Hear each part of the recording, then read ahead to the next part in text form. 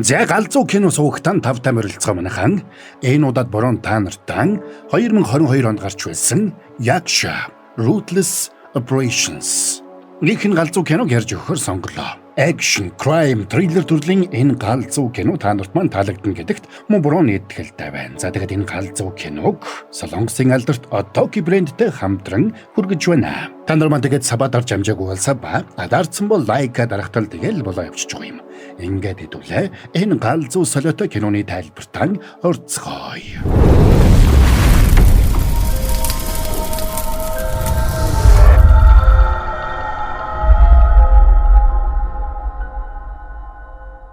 За шүн нэг залуу нэг зогсоол дээр ирж нэг хүнд диск өгч байгаагаар кино эхэлнэ.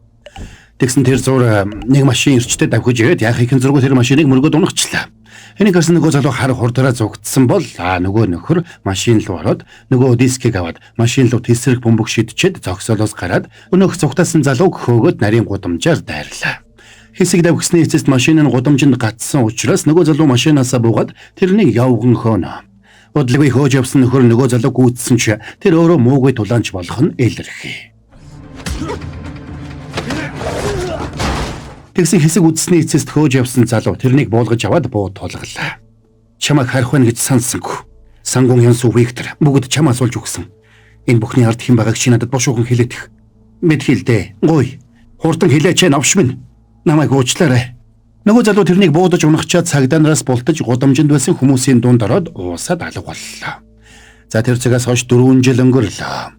Сангийн группийн тузын дарга И Чан Ён захирлыг авилга авсан хувьцааны үнийг зохиомлоор өөрчилсөн хэрэгээр прокурорын газраас байцааж байлаа. Тэгсэн тузын дарга хан мэдүүлэг өгөхөөс татгалцсаар. Хэрэв байцаалд энэ маягаар удаашрвал прокурорын газраас тэрнийг баривчлах хүртэл арга хэмжээ авахар бэлтгэж байлаа. Байцаалд авч исэн прокурорыг хан Жи Хүн гин. Та ядраа юу?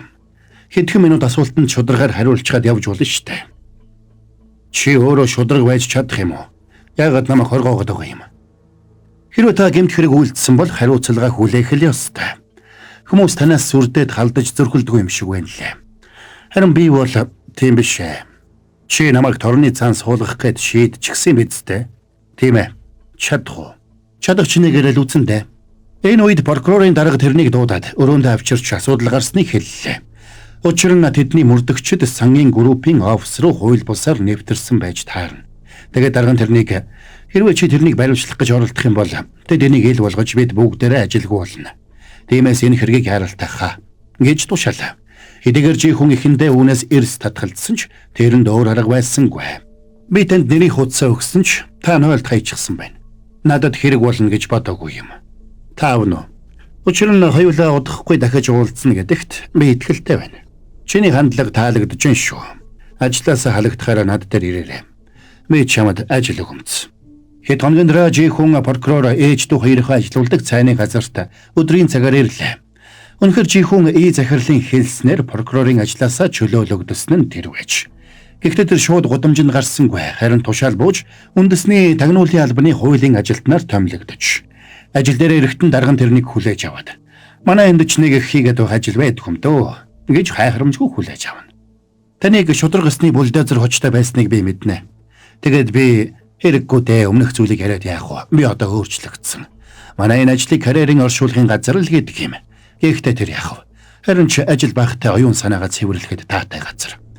Энд чамд сул цагаас их зүйл байхгүй. Ямар нэг хобби байдаг бол тэрнийг хөөхөд яг таарсан газар. Ном унш, дасгал хий. Тэгвэл цаг хурдан өнгөрдөг юм. Гэвч шилдэг прокурор байсан Жи Хүн энэ удаан хэмнэлтэй амьдралдаа нэг л дасаж өгдөггүй. Нэг өдөр тэрнийг ажил дээр эртэл нэг эмэгтэй өрөөнд нь сууж байна. Эмэгтэй тэдний газрыг хариуцсан захирал Юм гихч байлаа. Юм захирал тэдний хэлтэстээр ирээд пак хэлтсийн даргаыг нэг чухал ажилд томилох гэсэн ч цаадах нь шалтак тоочоод хөдөлж өгөхгүй байдаг. Энийг анзаарсан Жи Хүн шууд очоод дараа намайг эргүүлээд хуучин ажилд минь томилно гэвэл би энэ ажлыг чинь хариуцъя. Гэсэнд пак хэлтсийн дарагч саналыг нь дэмжснээр Жи Хүн нэг чухал даалгаварт явахаар боллоо. Өмнө нь Бээжинд сурч хятад хэлтэй болсон нь энэ удаагийн даалгаварт нь давуу тал болохоор байлаа. Тэрний очих ёстой газар нь Хятадын Шиньян хот.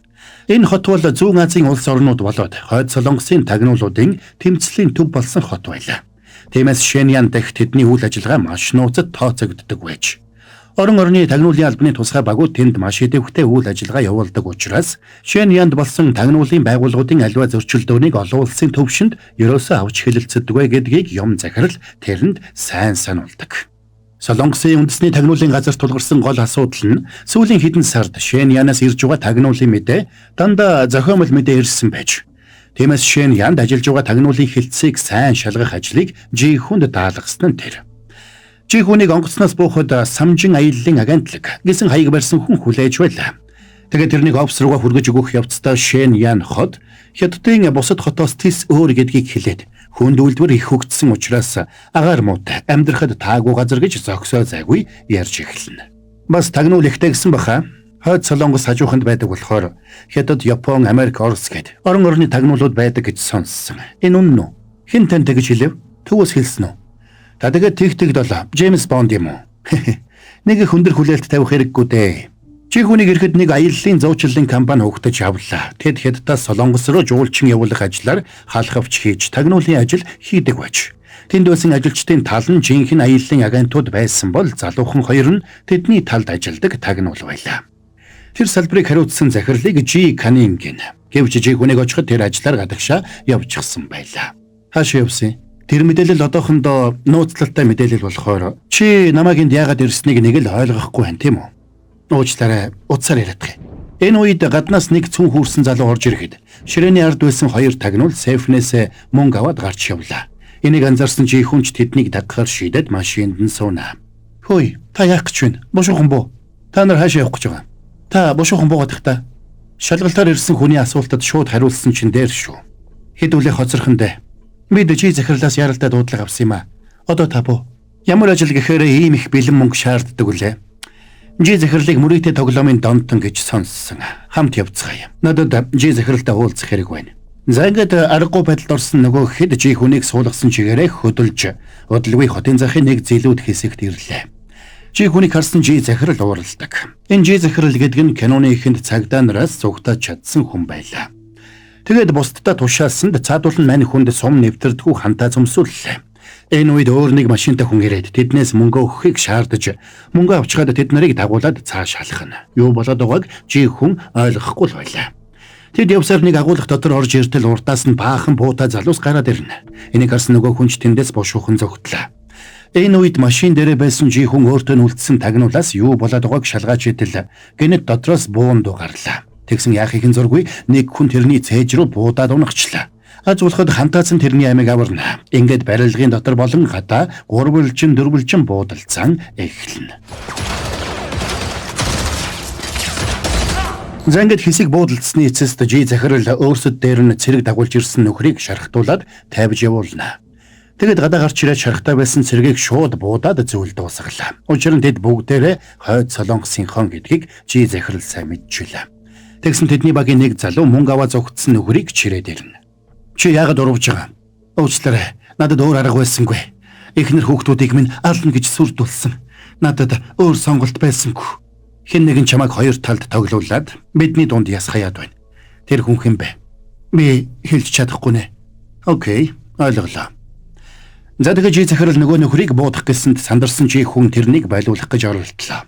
Тэгсэн Жи захирал Жи хүний хөлний хажуугаар буудаж айлгаад тарцгаая гэж тушаасанд цэргүүд нь бүгдээрээ шархтаа дайснуудаа буудаж зөвл дуусгаад тус тусынхаа машинд суугаад хөдөлцгөөн. Өмнө нь ийм зүйл харж байгаагүй Жи хүний нүд нь орой дээрээ гарах шахлаа. Тэгсэн машинд нь явж исэн залуу тэрнийг гиндүүлж нойрсуулагчаар нойрсууллаа.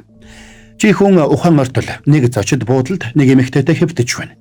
Сандарсан тэрнийг яарад гарах гэтэл ширээн дээр нь хар тамхины тариурууд харагдлаа. Хөдөлгөөний цагдаа нар хаалгыг нь балбсанд өрхөнд орсноо ойлгосон мань хүн бушуухан цонхоор гарч зогтаана.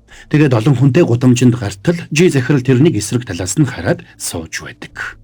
Чамайг тэнийг амтэн шиг л баригдах байх гэж бодтол хийж хоосонгүй юм аа. Та хаашаа юм бэ? Дээрэмч юм уу? Гэмт бүлгэллийн толгойлогч юм уу? Аль нь чамайг юу шинжлэх гэж ирснийг мэдэхгүй ч надад тэрэнд чинь зариулах зав алга. Би хон офицероор чамайг магтсан сайхан тайлан бичүүлж өгье. Чи тэрийг наваад явж үз. Яалаа гэж. Би энд харсан бүхнээ нэгэнгүй өгүүлсэн тайлан бичнэ. Тэгвэл чи энд хар тамхины хэрэгээр цаазын ял сонсон да. Би одоо цагдаа дуудлаа. Тэгээд дуудаач. Би чам шиг юмнуудтай зөндөө таарч явсан юм шүү. Дуудах хэрэггүй хүрээд ирж явах шиг байна. Занга жи захирал тэрнийг жаахан шоглож угаад машиндаа суулгаад аваад явна.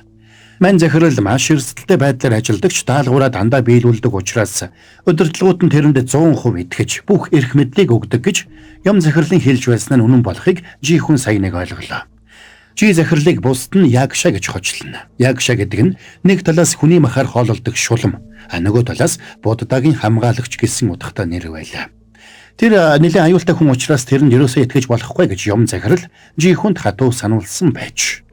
Чи төвөөс ирсэн бүхсэх хөгч үү? Шалгалтаар явах хүнийг тэгж хэлж болдог байлаа. Тийм ээ. Би мөн. Тэгвэл тэгээд энд ямар бантан нь болоод байгааг өөрөө нүдэрэ хардаа.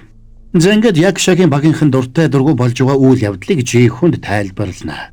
Хойд Солонгосын удирдагч Ким Жон Уны гэр бүлийн офшор хөрөнгө болох 4 их найд воныг хариуцаж ажилдаг 39-р өрөө гих бүлэглэл байдаг. Тэр бүлэглэлийг мөн захирал гихч удирддаг. Тэгсэн саяхан тэр мөн захирал өмнөд Солонгос руу дөрвөх санаагаар тэдний багтай холбогдож хамгаалалт авахыг хүссэн байж. Ингээд тэд мөн захиралтай уулзах газраа товлоод байж итэл тэрнийг өөр газарт байхад нь Хойд Солонгосын тусгай албаныхан болоод Хятадын тусгай албаныхан булаацалдаж банкны гадаа буудалдсан байна. Бас тэнд хаанхийнх нь мэдэгдэхгүй 3 дахь хүчнийхэн ирсэн байж. Тэгсэн мөн захирал энэ буудалцааныг далимдуулаад зогтож одоо хаана байгаа нь мэдэгдэхгүй болсон байна. Ягшагийн багийнханд одоо мөн захирлыг яаралтай олж авах шаардлага тулгарсан нь тэр байж. Прокурор та цэрэгт алба хаасан биз дээ. Тэр туршлагач нь одоо л танд хэрэг болно да. Өнөөдрийн их амтлага байлаа. Харин жинхэнэ дайн одоо л эхлэндэ. Ягша жи хүнийг бусад прокуроруудаас арай өөр гэж анзаарсан учраас дундаа оруулсан нь энэ. Жи хүн тэрнийг яагаад энэ чухал ажлаа төв рүү мэдэгдэхгүй байгааг нь асуухад цаадах нь. Зөвшөөрөл хүлээх цаг алгаа гэж хариуллаа. Тэгсэн энэ үед Ягшагийн багийнхан ирээд тэднийг Хойд Солонгосын агентуудад барьж өгөх гэж оролдсон Ван профессоруудыг Японы тагнуулынхан хөлсөлсөн байх магадлалтай гэдгийг олж тогтоосноо хэлнэ. Улмаар тэднийг Big East Office-д байрлаж байгаа гэдгийг олж тогтоосон байлаа. Занга залуусан тусгай даалгавар биелүүлэхээр Big East руу явхад Ягша жи хүнийг дагуулад нэг хятад хоолны газарт хоол идэнгээ Хойд Солонгосын нэг тагнуултай мэдээлэл солилцдог. За сори бажагра брон гэлснэг реклам алгадаадах. Жин рамен эдэд геймэн сетап аваарай гэж. Өөр төрхөн CU салбараас жин рамен худалдаж аваад CU app уншуулад суглаанд оролцсноо. Нэг жин рамен, нэг суглаа. Олныг авах тусмаа боломж чинь төдий чинэгээрээ ихснэ л гэсэн үг шүү дээ. Зөвхөн жин рамен биш. Одоогийн брендийн бусад бүх гомон бас суглаанд хамрагдах юм байна. Гейминг сетап болон олон бэлгийн эзэн болох боломж хүлээж байна манайхан. Гал зүгэд тоглоомын ширээгээ апгрейд хийх энэ боломжийг ашиглаад аваарай. Урамшуул нь 3 сарын 1-ээс 3 сарын 31 хүртэл үргэлжилэх юм байна. За тайлбараа үргэлжлүүлцгээе. Гайхсан манжи хүн учрыг нь асуухад. Манай энэ ертөнцид мэдээлэл маш чухал. Мэдээлэл өгч байж хариу мэдээлэл авна. Мэдээлэл бидний хувьд яг л цус гэсэн үг гэж тайлбарлалаа. Энэ үед Ягшагийн залуус Big East руу нууцаар нэвтэрч байна. Тэгсэн үнтэй зэрэгцээд Хойд Солонгосын тагнуулын агентууд Японы тагнуулуудын толгойлогч D7 гэгчийг барих гэж байлаа. За D7 ч үж магадгүй шүү. За тэгсэн гинт хажуунаас нь сэлэмтэй залуу дайрч ирээд тэд нарыг яахын зургуу сэлэмдээд унгаадаг. Тэр өрөө D7-г нэг ресторанд хэсэг хүмүүстэй зоог барьж байтал Ягша жи хүн хоёр ороод ирлээ. Ягшаг D7 руу дохиход тэр ч хариу дохлоо.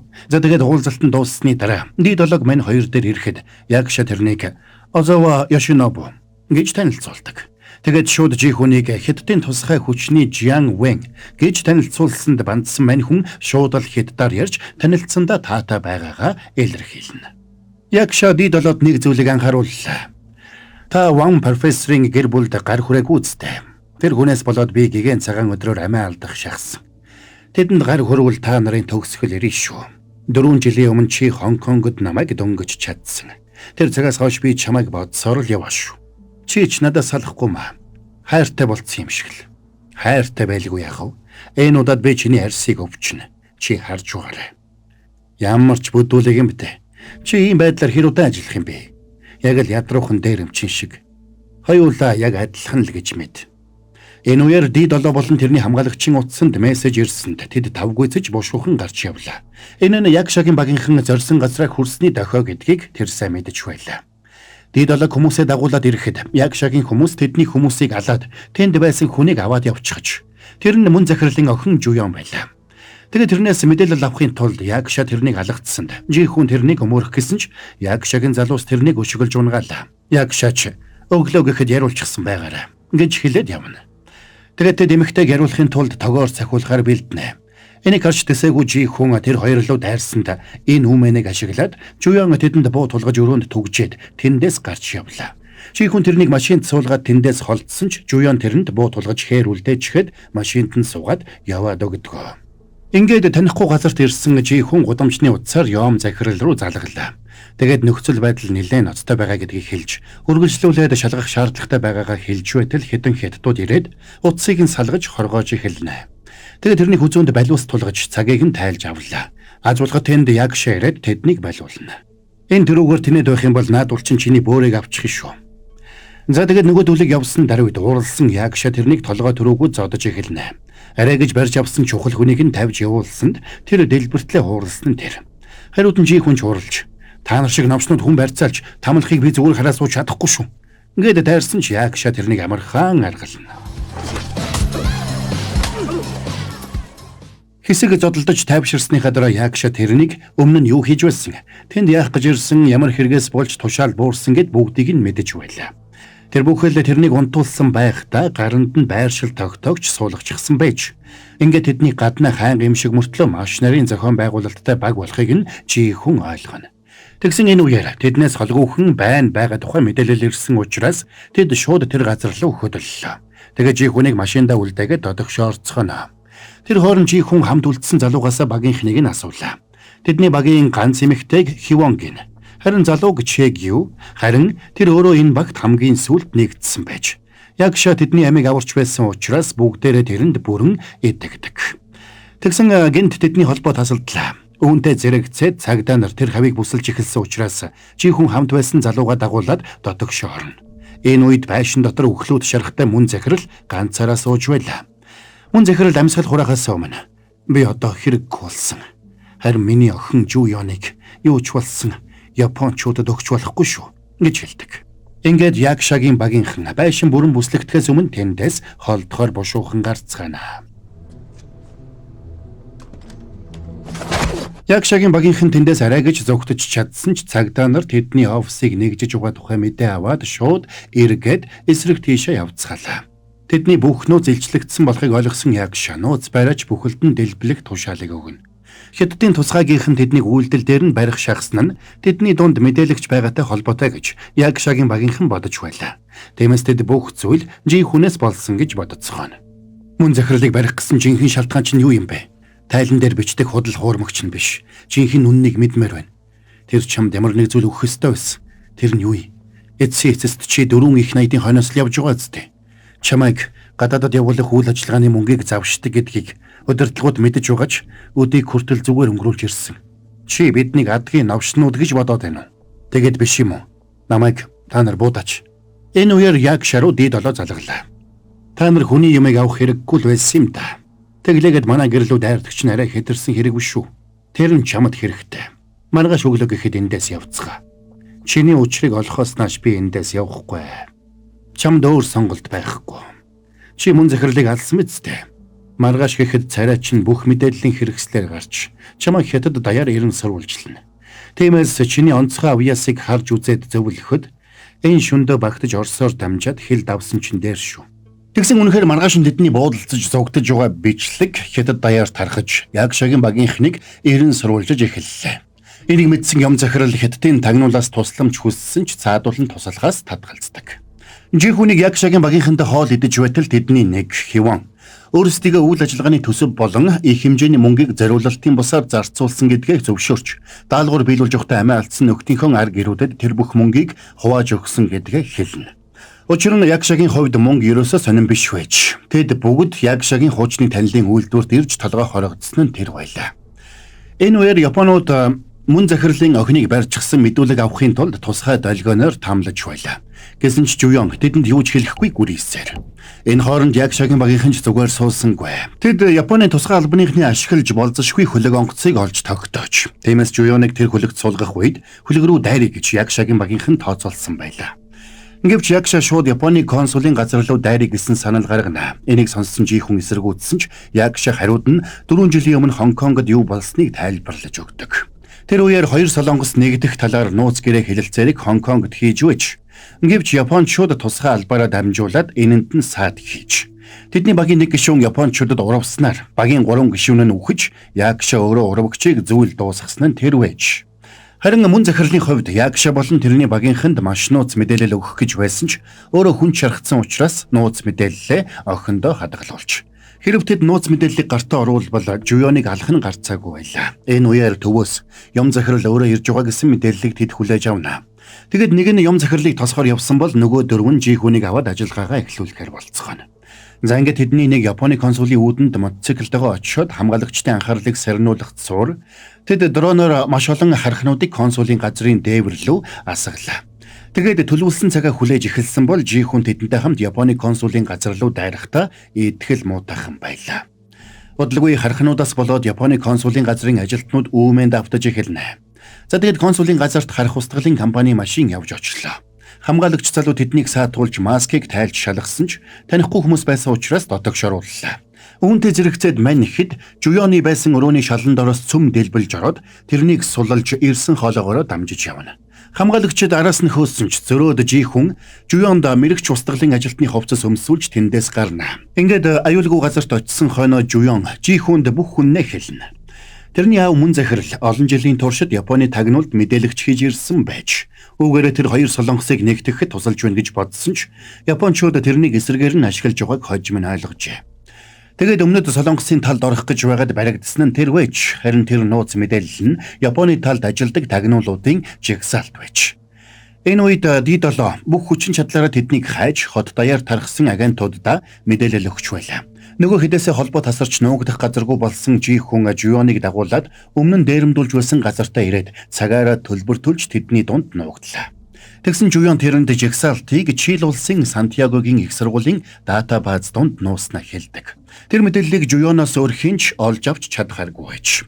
Ингээд чухал мэдээлэл олж авсан жихүүн шууд Ягшатай утсаар яриад Жуёныг яруулж чадсан гэдгээ хэлнэ. Бас Японууд үргэлж тэднээс нэг алхмын урд яваад байгаагийн шалтгааныг юм захиралтай холбоотой гэж хардаж байгаагаа хэлдэг. Учир нь жихүүн өөрийн үйлдэлүүдийг алхам бүрдээ юм захирал руу мэдээлж байж. Зангид уцаар ярьж байтал гинэт буундуу тас хийж Ягшатай хамт байсан нөхөр тэрний нуруу руу буудчихлаа. Өрөөгч байсныг нь ойлгосон Ягша тэрэн лүү дайран ордгоо. Энэ үеэр Японы агентуудаж жихүүнийг олоод ирсэн учраас тэр тэндээс хар хурдаараа зогтаана. Япончууд тэрнийг гэр бүлээр нь барьцаалж талдаа оруулсан нь тэр байж. Харин нөгөө талд жихүүн зогтож явсаар нэг хар машины өмнө тулаад зогсдол дотроос нь D7 гараад ирлээ. Тэгээд тэрнийг нэг тийшээ дагуулад явна. Нөгөө талд Ягша эртний танил дээрээ ирээд шархаа оюулж байна. Тэр нэг зорилгын төлөө тэмцэж байгаад амиа алдсан хамтрагчдынхаа төлөө энэ удаад заавал ялалт байгуулна гэж шийдсэн байж. Тэгээд багийнхантайгаа өмнө нь газарт буулж нуусан хуучин багийнхныхаа зэвсгийг аваад дайралтад бэлтгэж эхэлцгээв. Энэ үеэр юм захирал D7-тай утсаар ярьж байна. Юм захирал болж байгаа бүхэнд уучлал гуйгаад энэ асуудлыг хурдан шийдэх болно гэж амласан ч цаадах нь хоёулаа хамтын ажиллагаагаа энэ хүргээд дуусгая гэж хэллээ. Тэгсэн нэг ачааны машин ирээд юм захирлын машиныг мөргөд онхолдуулдаг. Тэгсэн тэр хүмүүс нь Ягшагийн багийнхан байлаа. Тэгээд Ягша тэрнийг шархтуулаад D7-г хаана байгааг асууж мэдээд тэрнийг газар дээр нь буудаж зөвл дуусгадаг. Удалгүй Ягша руу хуучны танилан залгаад жихүүнийг тэрнтэй уулзах хүсэлтэй байгаа гэдгийг дамжуулж хэлдэг. Тэгээд Ягшатай уулзсан даруйд буудаж унгаад тэндээс Жуёныг аваад Япончуудын машинд суугаад зогтно. Учир нь D7 тэрний ээж дүү хоёрыг ална гэж сүрдүүлээд ийм зүйл хийлгсэн байж. Жуён жихүүн хоёрыг D7 дээр ирэхэд цаадах нь талархлаа илэрхийлж хоёулаа ингээд найзууд боллоо гэж хэлнэ. Тэгэд маргааш гэхэд явах учраас мэдээллийг яаралтай гаргаж өгөхийг тушаана. Энэ үед тэдний байсан үйлдвэрийн доод хэсэгт Ягшагийн багийнхан бөмбөг тавьж дэлбэлээд дайралтаа эхлүүлцгээв. Тэгсэн үнэн хэрэгтээ жихүүн Ягшаг алсан нь анханасаа төлөвлөсөн жүжиг байсан болж таарна. Тэрнийг амьд угааг харсан D7 жихүүнд хуурдсан болохоо ойлголоо. Энэ үеэр Жуён нууц мэдээлэл рүүгээ нэвтэрсэнд дэлхийд даяар буй Японы тагнуулууд мэдээлэгчдийн мэдээлэл гарч ирдэг. D7 тэр мэдээллийг устгах гэсэн ч Ягша амжаад тэрнийг зогсоолоо. Удалгүй үйлдвэрт бөмбөг дэлбэрсэнд Ягша нөгөө хоёроо явуулаад өөрөө D7-оос өшөөгөө авахар үлдэнэ. Гэтэл тэр хоёрын замд Японы агент таарад жихүүнийг алах шахлаа. Аз болоход Ягшагийн багийнхан амжиж ирснээр жихүүн амьд гарч чаддаг. Удалгүй Ягшагийн байга өрөөнд дэлбэрэлт тулсанд Ягшагийн багийнхан Жуёныг аваад тэндээс бушуухан зугтаацгаана. Харин жихүүн зөрөө дотогшоорлоо. Энэ үед D7 яг шаг зүйл дуусгах гэж байлаа. Тэгээ жихүүнийг гиндүүлж буудаад мэдээллийг устгах товчлуур дарддаг. Гэтэл тэр дөрөө мэдээллийг дэлхийд даяар шилжүүлж эхэллээ. Учир нь тэр мэдээллийг устгах тушаал өгөх юм бол эсэргээрээ дэлхийд даяар тараах тохиргоотой байж. За ингээд уралсандаа галзуурах шахсан D7 яг шаруу дайран орно. Зангид бүх зүйл дуусгаад Ягшагийн багийнхан юм захирлыг хятадын тусгай албаныханд барьж өглөө. Харин жихүүн тэрнийг Ягшагийн загсны дагуу өөрөө ялалхаар болдог. Учир нь Ягша тэрэнд өөрт байгаа бүх мэдээллээ өгсөн байж. Зангид амжилттай ажиллаж хуучин ажилдаа эргэж орсон жихүүн сангийн группийн И захирлыг яллаж шоронд хийж чадна. Хэмбэ? Хамбургроо Ягша байна. Та амьд уу? Хаана гам бэ? Амьдаар барахгүй ажиллаа хийгээд явж байна. Чамаас нэг тусламж хүсэх гээд. Энд нэг хууль ёсыг уландаа гიშгсэн нөхөр байна. Заваа юмдаа дахиад хутгалдуулах нь. Тэгнэ. Энэ удаад жинхнээсээ заваарах байх шүү. Утсаа нээлттэй байлгаж байгаарай да. Ингээд кино маань конец фильм. Зяйнд хүрээд энэ галзуу сонирхолтой киноны тайлбар маань дууслаа. Нэг ийм учиртай галзуу кино байсан байна. Утсаа нээлттэй байлгаж байгаарай гэж хэлж байгааг бодоход дараагийн ангиас байж магадгүй юм тийм ээ. За тэгээд Моброгийнхэн тайлбар ойлгомжтой байж таалагдсан гэж найдаа. Тэгээд энэ галзуу киног Солонгосын алдарт Otogi брэндтэй хамтран хүргэлээ. Манайхан Jin Ramen эдэд Gaming Setup аваарай гэж байгаа штэ. Тэгэхээр өөр төрхөн CU салбраас Jin Ramen худалдаж аваад CU app уншуулад суглаанд оролцсноо. Нэг Jin Ramen, нэг суглаа. Олныг авах тусмаа л боломж чинь төдий чинийгээрээ ихснэ л гэсэн үг шүү дээ. Зөвхөн Jin Ramen биш ээ. Otogi брэндийн бусад бүх гомон бас суглаанд хамрагдах юм байна. Gaming Setup болон олон бэлгийн эзэн болох боломж хүлээж байна манайхан. Галзуу үз тоглоомын ширээгээ апгрейд хийх энэ боломжийг ашиглаад аваарай. Урамшуул нь 3 сарын 1-ээс 3 сарын 31 хүртэл үргэлжлэх юм байна. За тэгээд та нар маань саба дараагүй бол саба дарцсан бол лайк дарахтал тэгэл болоо явж байгаа юм шүү. Хэдүүлээ дараагийн бас нэгэн галзуу солиотой киноны тайлбараар удахгүй эргээд уулзцгаая.